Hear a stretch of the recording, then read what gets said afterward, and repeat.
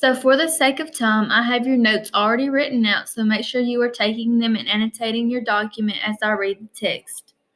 From the depths of his mournful sleep, Sir Gawain muttered, a man who was suffering throngs of sorrowful thoughts of how destiny would that day deal him his doom, at the Green Chapel where he dreamed he was facing the giant. So he's having these dreams of the Green Knight. So this is a nightmare because he's so fearful of the Green Knight, which I've written up here for you.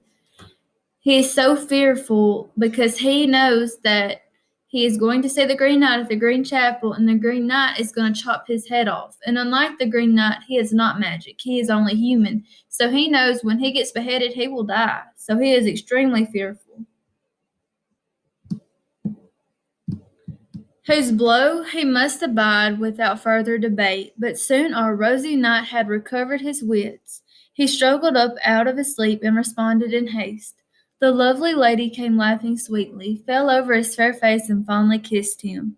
Sir Gawain welcomed her worthily and with pleasure. He found her so glorious, so attractively dressed, so faultless in every feature, her color so fine, welling joy rushed up in his heart at once. So we see Sir Gawain going into this temptation.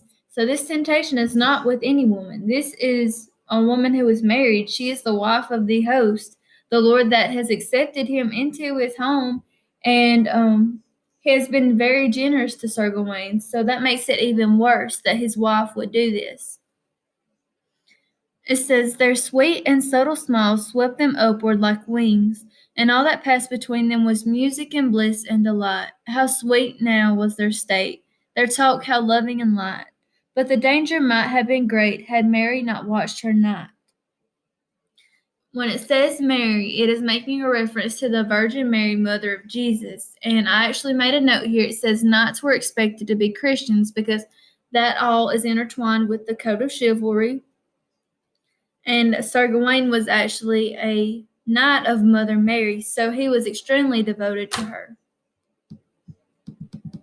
For that priceless princess pressed our poor hero so hard. Okay, listen to that. That is alliteration, so I want you to go ahead and write that out. Alliteration.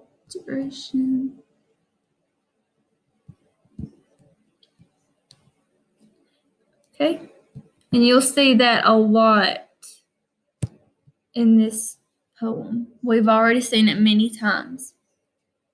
And drove him so close to the line that she left him no choice but to take the full pleasure she offered or flatly refuse her. So this is the all or nothing situation he is in. He feared for his name, lest men call him a common churl, but he feared even more for what evil might follow his fall. So when it's talking about his fall, it's talking about the fall into temptation because now he's realizing what is happening. If he dared to betray his just duty as guest to his host, God help me, thought the knight, I can't let it happen. With a loving little laugh, he parried her lunges. Those words of undying love she let fall from her lips. Said the lady then, it's surely a shameful thing if you'll lie with a lady like this, yet not love her at all. The woman most broken-hearted all in the world. Is there someone else, some lady that you love more to whom you've sworn your faith and so firmly fixed your heart that you can't break free? I can't believe it. But tell me if it's so. I beg you, truly. By all the loves in life, let me know, and hide nothing with guilt. The knight said, by St. John, and smooth was Gawain's smile, I've pledged myself to none, nor will I for a while. Of all the words you might have said she, that's surely the cruelest. But alas, I'm answered, kiss me kindly then, and I'll go from you. I'll mourn through life as one who loved too much. So this is when the lady gets rejected by Sir Gawain, and of course she's brokenhearted, but this is what Gawain had to do to obtain the chivalric code because this woman is trying to seduce him, and he's trying to obey the code of chivalry and remain pure. So I want you to look at this characterization question and then go on to the next video.